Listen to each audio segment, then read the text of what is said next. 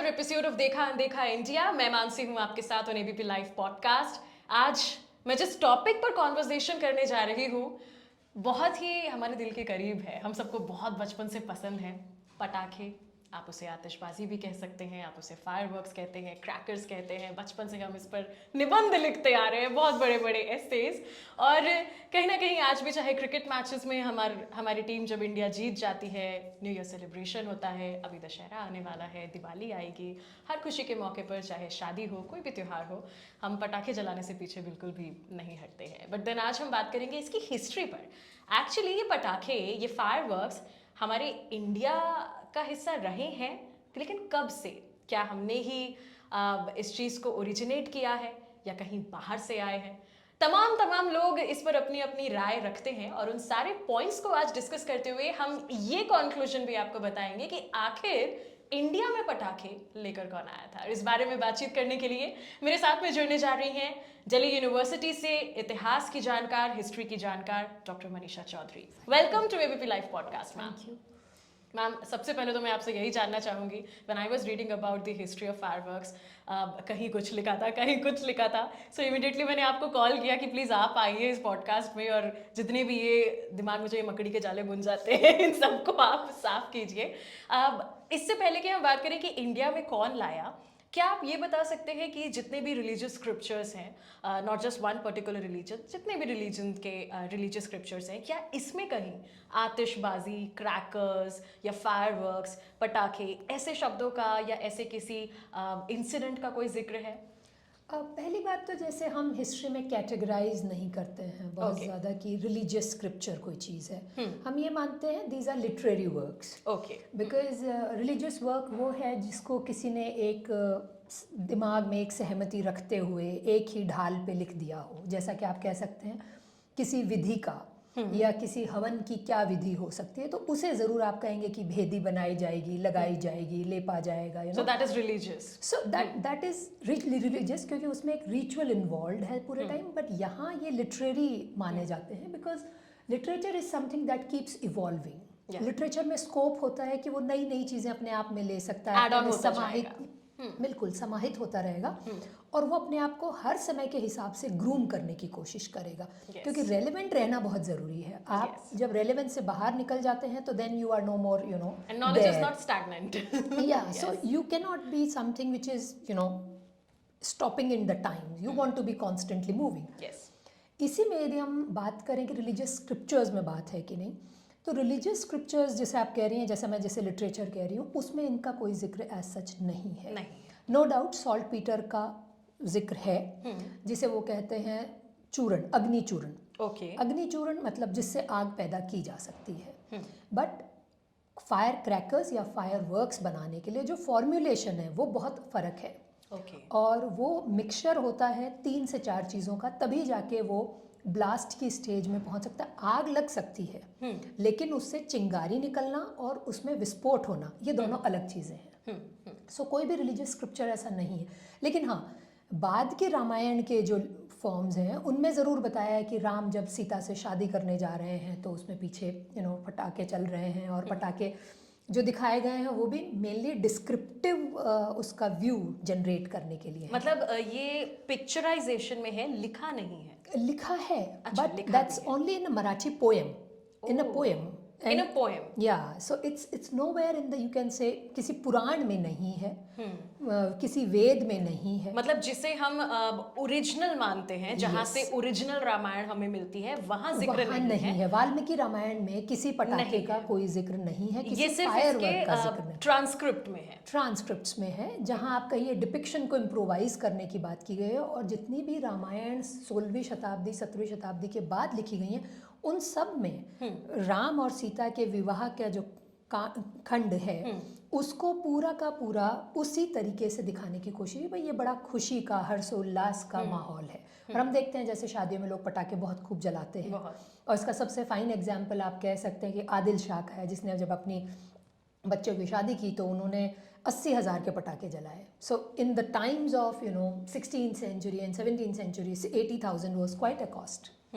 And proper fire works, it's not कि उन्होंने 80,000 में कोई बारूद जलाया हो या ऐसा नहीं है, उन्होंने बाकायदा प्रॉपर पटाखे जलाए हैं। सो उसका डिस्क्रिप्शन प्रॉपरली रिकॉर्डेड है, and that not by some Indian और समबडी जिसे आप कहेंगे जिसने दरबार में लिखा हो, ये भी उनके द्वारा लिखा गया है, जो बाहर से आ रहे हैं, ट्रैवलर हैं, वो देख रहे हैं। ओके, तो समय समय पर बिल्कुल बिल्कुल। सो ये तो हमारे मन से डाउट क्लियर हो गया कि एक्चुअली ये कहाँ किस तरह से पाया जाता है। अब आते हैं इसकी हिस्ट्री पर, हिस्टोरिकल पार्ट पर। When I was reading about it, कहीं से था कि भाई चाइना लेकर के आया, कहीं से था ये तो मुगल लेकर के आए हैं, और इसी के बीच में फिर से कॉन्फ्लिक्ट शुरू हो गया कि आखिर किस पर्सपेक्टिव को माने, किस पर्सपेक्टिव को हम ना माने, जो कि हिस्ट्री के साथ हमेशा होता है कि अलग अलग पर्सपेक्टिव्स में बढ़ जाती है। बट देन आपसे जानना चाहेंगे, पहले तो ये अगर आप थ्योरीज बताएं कि इसको लेकर ये दो ही थ्योरीज है कि और भी थ्योरीज है कि कहाँ से क्या ओरिजिनेट हुआ है ये फायरवर्क्स या क्रैकर्स? इंडिया और चाइना के बीच में संबंध हमेशा बहुत ही, आप कह सकते हैं, डायरेक्ट नहीं रहा तो indirectly long distance relationship India China की हमेशा बहुत अच्छी रही। Yes, exactly. बिकॉज बहुत कुछ जो इंडिया में इन्वेंट हुआ वो चाइना गया, बहुत कुछ चाइना में जो इन्वेंट हुआ वो हिंदुस्तान आया। इसमें मंगोलों ने सबसे बड़ी भूमिका निभाई, बिकॉज मंगोल जो हैं मंगोलिया से चले, वो उधर वो चीन पे हमला करते थे, इधर वो आकर हिंदुस्तान पे हमला करते थे, और लगातार वो लोग चलते थे। सो आप जैसा कहा जा सकता है कि पटाखे और फायरवर्क्स और बारूद दोनों में बहुत फ़र्क है, बिकॉज बारूद है एक्सप्लोसिव और उसका फटना काम है, फायरवर्क्स का काम है ब्यूटी को एनहांस करना, सेलिब्रेटरी मोड में, सेलिब्रेटरी मोड, खुशी को मनाना, उसका पर्पस वो है। तो यदि हम फायरवर्क्स की बात करें तो जैसा कि जो रिकॉर्डेड हिस्ट्री है, जैसा कि लोग मानते हैं, जो ये भी प्रपोज करते हैं एक सेक्शन ऑफ हिस्टोरियंस, जैसा कि आपने कहा, जो बताना चाहते हैं कि इंडिया से इन्वेंट हुआ, वो सब लोग साल्ट पीटर के रेफरेंस पे जाते हैं। भाई सॉल्ट पीटर वाज अवेलेबल, इसमें कोई दो राय नहीं है। हिंदुस्तान में नहीं, पूरे दुनिया में अलग अलग खानों में, पहाड़ों में, गुफाओं में सॉल्ट पीटर अवेलेबल रहता है। ओके। और उसी की वजह से जो आप कह सकते हैं कि गर्मी पैदा करना या विस्फोटक बनाना बनता है या बनाया जाता है। इंडिया में भी ये अवेलेबल था, जिसे अर्थशास्त्र में अग्निचूरण, जैसा कि मैंने पहले भी बताया, वो कहा गया है, और उसी के संदर्भ में लोग कहते हैं भाई अग्निचूरण ये वही है, और ये इंडिया से ही आया है, ये लोग एक पर्सपेक्टिव देते हैं। बट फायरवर्क्स में the thing is they have to fly, they have to have the tickling stars coming out, वो सितारे गिरने चाहिए, या कहिए वो ऊपर की ओर सितारे फैलने चाहिए, ये सारी चीज़ें जो हैं, कलर्स होने चाहिए, एग्जैक्टली वो सब बहुत लेट एडिशंस हैं। वो इम्प्रोवाइज होते रहे हैं। और उसको यदि हम देखें तो पहला जो फायर क्रैकर है वो एक्सीडेंटल है। अच्छा। जो, और वो भी ऐसा नहीं किसी ने प्लान करके बनाया, मतलब चाइना में बैम्बू जलाया जा रहा है, और जो जला रहे हैं उसमें, बिकॉज बैम्बू के बीच में होलो होता है, हाँ, और उसके बीच में जो एयर जनरेट होती है, और जब उसके अंदर लगातार, जैसा कि आप देखते हैं किसी चीज़ में आग लग जाती है और जैम पैक होती है, तो उसके अंदर जो कार्बन बनता है, उसकी कार्बन डाइऑक्साइड से चीज़ ब्लास्ट करती है। That was the first fire cracker for people, कि बैम्बू के अंदर जो एयर डिपॉजिट हुई, और बैम्बू यदि आप उसका वुड क्वालिटी देखें, क्योंकि इसका स्टेंसिल स्ट्रेंथ बहुत हाई होता है, तो जब वो जलता है तो चिंगारियाँ छोड़ते हुए जलता है। जैसा कि आप जलती हुई लकड़ी को छू दीजिए थोड़ा, तो चिंगारियाँ निकलती हैं, कुछ उड़ती हैं, कुछ वहीं बिखर जाती हैं। सो उसी तरह से बैम्बू की क्वालिटी है वो बेसिकली प्रोफेट आउट करता है। और जब वो उन्होंने आग में फेंका और उसके अंदर वो जो आग जली, उससे वो फटा, तो उसके अंदर से वो रेस निकली। इसी तरह से अब वो कॉम्बिनेशन, क्योंकि मंगोल रेड्स के साथ साथ शुंग डायनेस्टी की एक जो इनका इंटरेक्शन है, उसमें लगातार मिलता है कि कैसे मंगोल्स इनसे सीख रहे हैं कि आगे गोले दागे जाने चाहिए। ओके। और गोले दागने के लिए उसमें ऐसी कोई चीज़ होनी चाहिए जो जब वहाँ जाकर आग फैला दे।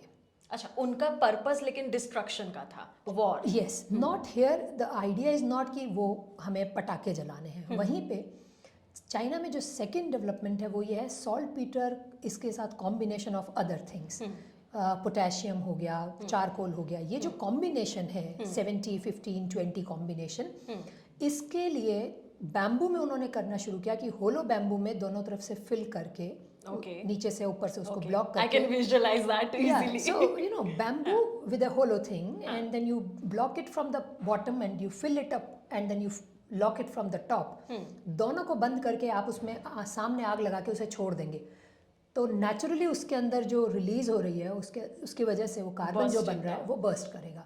और जब वो बर्स्ट करेगा तो सॉल्ट पीटर और बाकी सब चीज़ें, चारकोल वगैरह, उस आग को कैरी करेंगे और दुश्मन की सेना में जाके वो तबाही फैलाएंगे। सो इस तरह से फायर वर्क्स डेवलप किए गए। Okay. And then they became the idea of कि इसको ब्यूटिफाई करने के लिए कैसे यूज़ किया जाए। सो इसी तरह से फिर आप जिसे हम आज की भाषा में कंडील कहते हैं, इसी तरह कंडील का डेवलपमेंट किया गया, और इसी तरह हम देखते हैं कि बहुत सारे फायरवर्क्स बनते चले गए। But yes, as far as the military text are concern, China is the first which gives you the combination. Recorded जो है, रिकॉर्डेड हिस्ट्री में चाइना पहला है जो कंबाइंड सॉल्ट की डेफिनेशन हमें देता है। वहाँ पे फाइनल फायरवर्क्स को इवॉल्व करना इज अगेन एक्सीडेंट, जैसा कि मैंने बताया। एक तो ऐसे, और दूसरा जब एक इंसान जिसको हमेशा, एक एल्केमिस्ट थे जो हमेशा के लिए अमर होना चाहते थे, और उन्होंने कई चीज़ों का मिश्रण बना के उसके अंदर कोशिश की कि आग लगाऊं और जो रिमेन बचेगा उसे पीऊंगा तो मैं अमर हो जाऊंगा, लेकिन ऐसा कुछ अमर हुए नहीं, लेकिन यस उससे आग लगी और it was a blast. So he realized कि हाँ, इससे ब्लास्ट क्रिएट हो सकता है। So the technique of blast actually emerged, and the Mongols definitely as they carried paper, जैसा कि चाइना में पेपर था सेकेंड सेंचुरी में, और वहाँ से वो लेकर हिंदुस्तान में 11th-12th सेंचुरी में आया। सो उसी तरह से we can see and we can trace that after Chinese it is the Mongols who are using. Okay, China से देन पहुंचा Mongols. Mongols are using it because Okay. Chinese Shunga dynasty के साथ उनका जो इंटरेक्शन है, उनकी जो Yes. फाइट्स हैं, उसमें लगातार वो सीख गए हैं कि हाँ, इस तरीके से हम लोग इसको यूज कर सकते हैं। यानी कि ट्रैवल करते करते अभी तक हम चाइना से मंगोल आ गए हैं, देन मंगोल्स के बाद हमें कहाँ पर जाना है? मंगोल्स के बाद then we come to definitely India, because Okay. Mongolians जहाँ जहाँ गए they were great disseminators of, you can say, technology and information. Okay क्योंकि वो जहाँ जहाँ गए, जो जो टेक्निक यूज़ करते गए, वो टेक्निक वहाँ वहाँ फैलती गई। ओके। सो मच सो कि हम मानते हैं जनरली जैसे फायरवर्क्स सिर्फ मुगल्स के साथ ही आए, बट हलाकू ओके, सो खान, ये also this is the truth कि इंडिया में मुगल्स लेकर आए या मंगोलियन लेकर मंगोल्स ऑलरेडी देयर। और जब फिरोज शाह के टाइम, सॉरी, जब 13th सेंचुरी में हलाकू खां को रिसीव किया जा रहा है दिल्ली कोर्ट में, then we see there are fireworks that are organised. Firoz Shah Tughlaq in the 14th century is again saying कि भाई शब बारात मनाना है तो पटाखे जलाइए। अच्छा। और उसके लिए पटाखे जलाए जा रहे हैं। सो इसका मतलब कहीं ना कहीं हिंदुस्तान में दिल्ली सल्तनत के टाइम में इसका फेयर आइडिया था कि हाँ, पटाखे कैसे जलाए जाने हैं। और चाइनीज में by then obviously the originators of that, and then secondly you can say that with the technique they learn to also use it for decorative purposes, कि किस तरह खूबसूरती बढ़ाने के लिए, खुशी मनाने के लिए वो सब कर रहे हैं। लेकिन फिरोज शाह का शब बारात के लिए ये कहना कि खुशी मनाने के लिए जलाए जाएं is one very prominent example to define कि yes they had the technique, because Delhi सल्तनत के टेक्स्ट को डाउट करने का बहुत कोई रीज़न होता नहीं है। और सेकेंडली 15th सेंचुरी में विजयनगर में अब्दुल रज़ाक आ रहे हैं जो शम्स तब्रेज़ के एम्बेसडर हैं, वो भी कह रहे हैं विजयनगर में महानवमी के दिन पटाखे जलाए जाते हैं। And he is not using the term पटाखे, but he is saying the fireworks are there and they're beautiful fireworks, and people are enjoying it and everyone is assembled to see it. So there is a continuity in the thing कि लगातार आप कह सकते हैं कि चाहे central Asia से विजयनगर पहुंचा हो या दिल्ली सल्तनत के वाया वहाँ कहीं पहुंचा हो, लेकिन ये कहीं ना कहीं था। आई वॉज रीडिंग समवेयर, कहीं तो एक मीडिया रिपोर्ट में ही लिखा था कि दारा शिकोह जो थे, उनकी एक बड़ी कोई पुरानी सी पेंटिंग थी जिसमें पेंटिंग में देखे जा सकते थे ये फायरवर्क्स एंड ऑल। सो कहीं ना कहीं रिकॉर्ड जो है वो आता है, रिकॉर्ड है, क्योंकि उसमें उसको ये कह रहे हैं बंदूकची, आतिशबाज, है ना, चुचुंदरी, because when the firework goes up, the sound that it makes is like जैसे छछुंदर चलता है। So छछुंदरी is बंगाल में भी है, उड़ीसा का एक टेक्स्ट है of nearly 15th-16th century, and that also talks about छछुंदरी. That talks about the combination, the same kind of combination, कि किस तरह से सॉल्ट पीटर के साथ आप इसको मिलाएंगे तो आप पटाखे बना सकते हैं और फायरवर्क्स को यूज़ कर सकते हैं फॉर ब्यूटिफिकेशन। प्रोसेशंस में आप लगाएं, शादियों में आप लगाएं। So no doubt by 15th and 16th century it is known to people. But then घूम फिरा के अगर हम कहें इंडिया ने ओरिजिनेट नहीं किया। ओरिजिनेट नहीं किया बिकॉज आप कह सकते हैं वो कॉम्बिनेशन या कहिए उस तरह से उसका यूज नहीं है।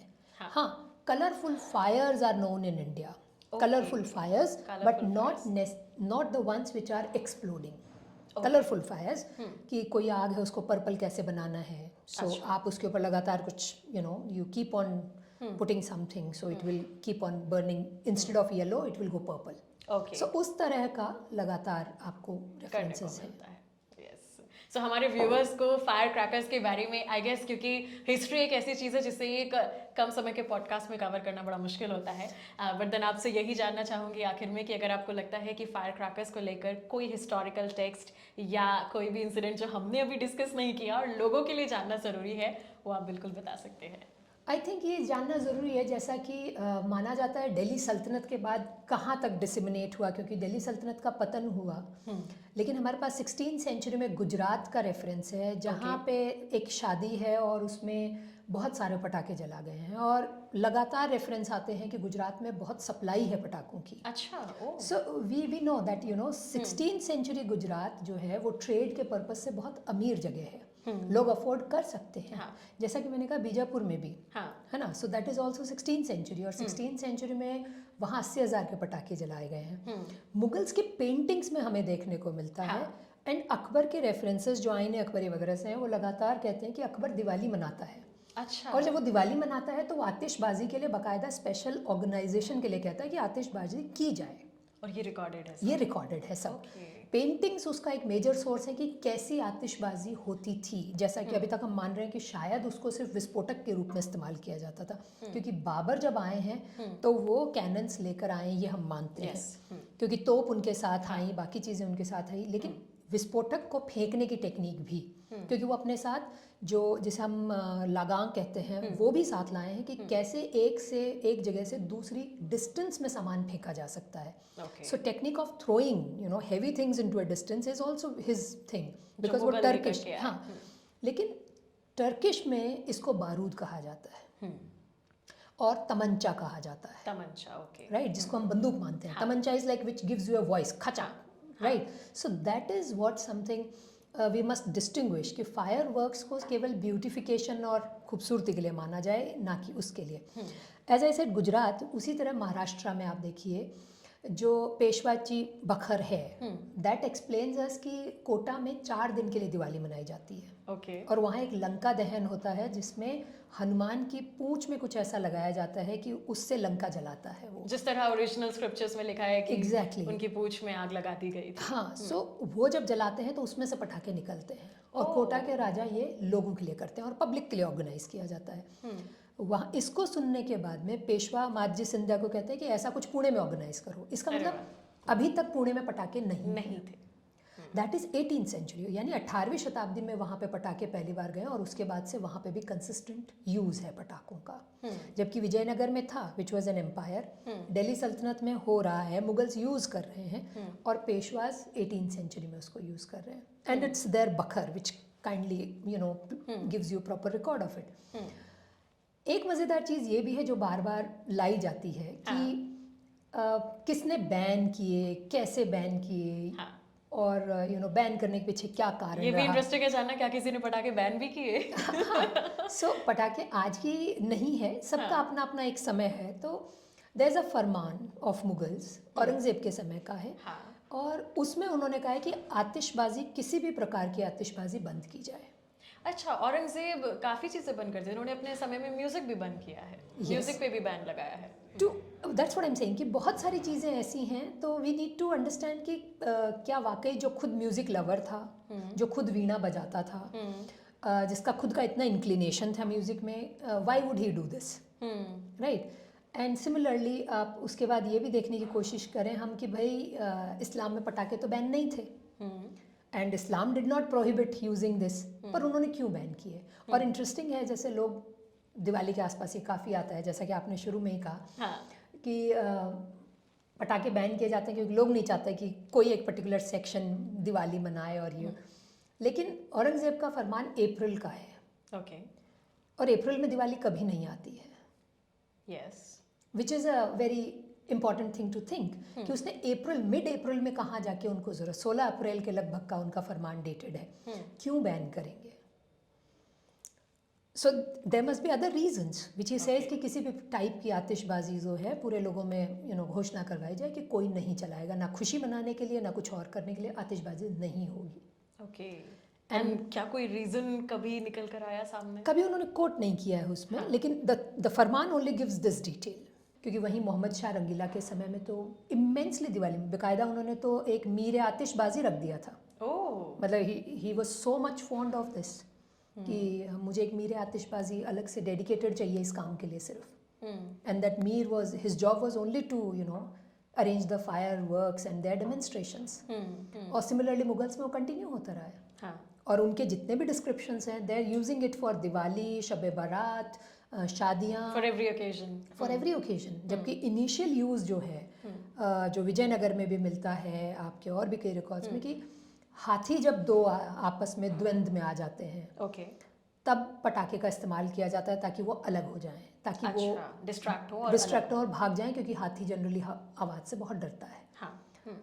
सो I believe that was the additional thing which I would like to add. बहुत डिटेल में पूरे फैक्चुअल सारे आपने जो डॉक्यूमेंट आपने बताए हैं पूरे फैक्ट्स एंड फिगर्स के साथ, थैंक यू सो मच कि आपने हमें इसकी हिस्ट्री बताई। Thank you so much once again ma'am.